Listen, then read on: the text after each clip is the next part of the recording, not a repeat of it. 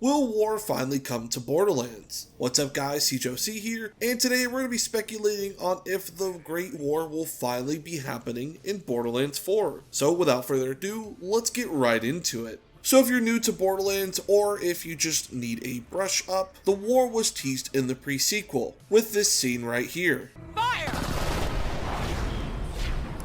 What the hell?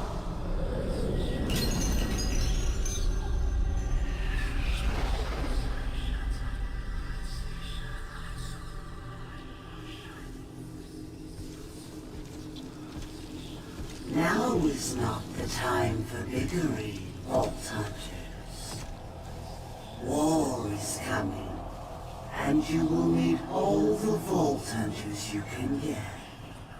If you don't know who that is, they are called the Watcher. And as you heard, war is coming, and you will need all the Vault Hunters you can get. To give you a little more information about the Watcher, let's talk about their involvement in the Borderlands series. The most important being, we see the Watcher first appear in Borderlands The PreSequel on Helios whenever Jack and the Vault Hunters are trying to escape. Jack tries to shoot at Zarpedon, but the Watcher blocks his shots with telekinesis. We do not see the Watcher again until the very end of Borderlands The PreSequel, when the Watcher saves Athena from being executed by Lilith and the Crimson Raiders. Now let's take a look at the Borderlands 4 teaser. As you can see, Opus is ripping apart what looks to be time and space, and this could be opening up things to other universes. This could plunge everybody into an all-out war. And again, this is just a theory, we're just speculating here, but don't forget, at the end of the Borderlands 4 teaser, we see what appears to be an Iridian picking up a Psycho mask from the fire. This could possibly be the Watcher, or it could just be another type of Iridian. I don't know. But it's been a while since we've seen the Watcher, so that's what leads me to believe we will finally be reintroduced to them.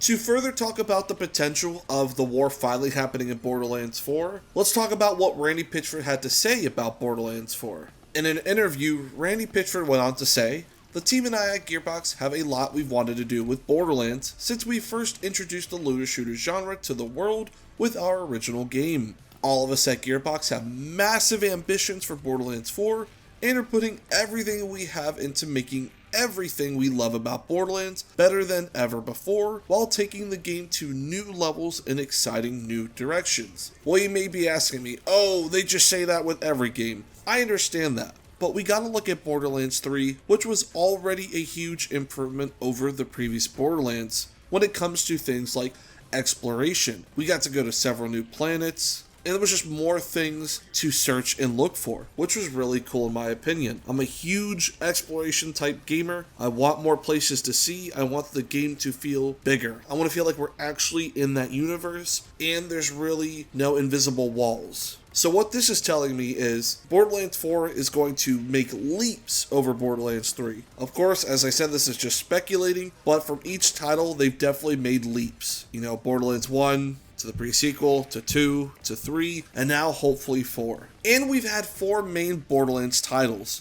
So I think it's about time that the war happens. I don't want to wait till Borderlands 5, and 4 feels very appropriate, especially with everything that's happened in the past games. And something to fuel this even more is what Randy Pitchford confirmed about this screenshot. As you can see here, Schultz goes on to say, "Looks like Handsome Jack is returning for Borderlands 4. The vault symbol perfectly aligns." And as you can see here, yeah, it definitely does align with it. I definitely can understand that. But as you see down below, Randy goes on to say, "That's not Handsome Jack. That is something far more dangerous and sinister." Let's be honest, we all know Handsome Jack as the greatest villain in the Borderlands series. But you're telling me there's something more sinister and far more dangerous than Handsome Jack? That's wild to me. And if this war is going to happen, it's gotta have great stakes. So we already know it's not Handsome Jack, as he confirmed, but what if it was the 7th Siren? We hear of the 7th Siren from a fellow Siren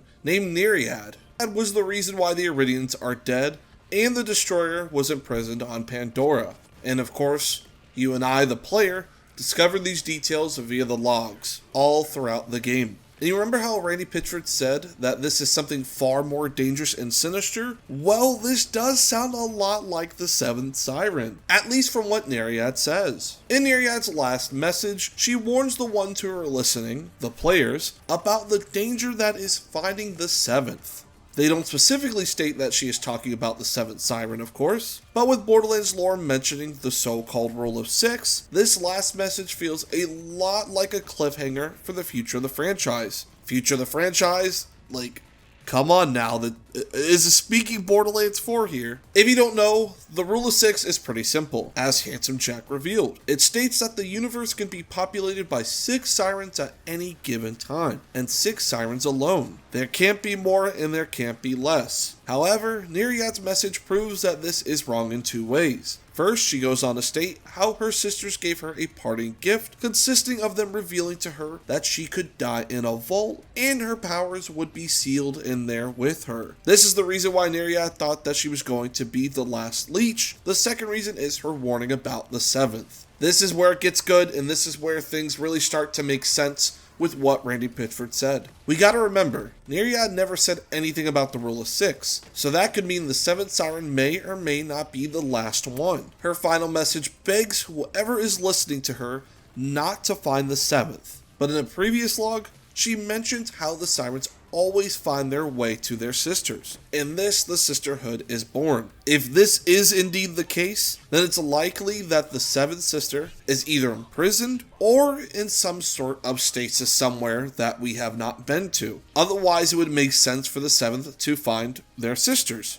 And you may be wondering, why is Nereid so afraid of the seventh? You gotta remember, she's dealt with the Destroyer, and she speaks a lot about how evil it is, and how its endless mechanical consumption of living beings brings death to the universe. She gives credit to the intelligence of the Destroyer, and knows about the secrets of the people and cultures it devours. So if she's really not afraid of, the Destroyer and everything else, but she's afraid of the seventh, that says something. That says a lot. But I'm curious, what do you think about this? Do you think we will see the Great War come to Borderlands 4? Do you think we'll finally see the 7th Siren involved? And like I've said several times with what Randy Pitchford said, this thing is far more sinister than Handsome Jack. So I don't know what Gearbox can pull out of their hat, but the 7th Siren feels likely considering everything we know now. And with the Watcher saying you will need all the Vault Hunters you can get, I'm sure we'll see Vault Hunters from past games make an appearance. Just like we did in 3. We saw Zero. We had Aston and Salvador make a sound appearance